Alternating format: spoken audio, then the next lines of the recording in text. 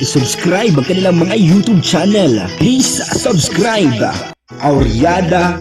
Gusto ko po na mas spread yung pagtulong, no? Gusto ko Under po mas, Kalinga pa rin, oo, pero yes. sarili mong ano. Opo, mas sarili mong effort. maganda naman po na mas nakaka-proud po yun kay Kuya Bal, siya yung head founder na ito yung mga ano ko noon, mas dumarami yung natutulungan, mas maganda pakinggan yung mga ganun. Hindi yung ayun, ito na umiwalay na kasi nga malaki na yung channel. Hindi po.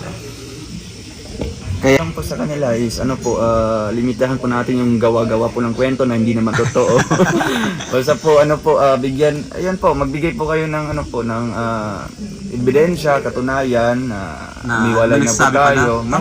Maraming nagsasabi na. So yun na nga po no, mga kababayan, mga kalingap, napanood po natin sa video ni Rob Matubang Vlogs, ang second channel ni Kalingap Rob, no? At napanood natin, narinig natin si Dodong Ruel na meron siyang pinalilimitahan.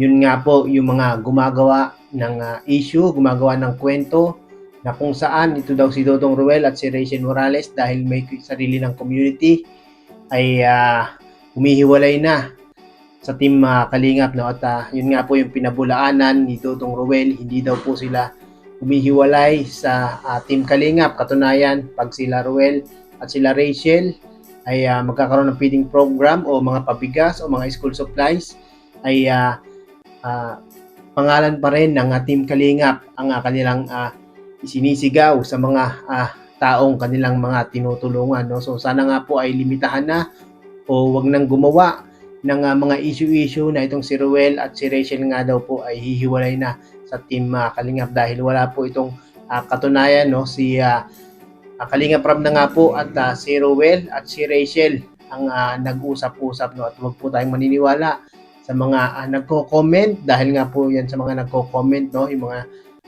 gumagawa ng mga issue, yung mga basher, pinag-aaway yung mga vlogger ng Team Kalingap, no? At sa mga hindi po nakapanood ng video na ito ni Rob Matubang Vlogs, pakipuntahan niyo po sa kanyang YouTube channel para mapanood niyo po ng buo yung interview ni Kalingap Rob at ni Ruel Malalag at ni Rachel Morales Vlogs, no?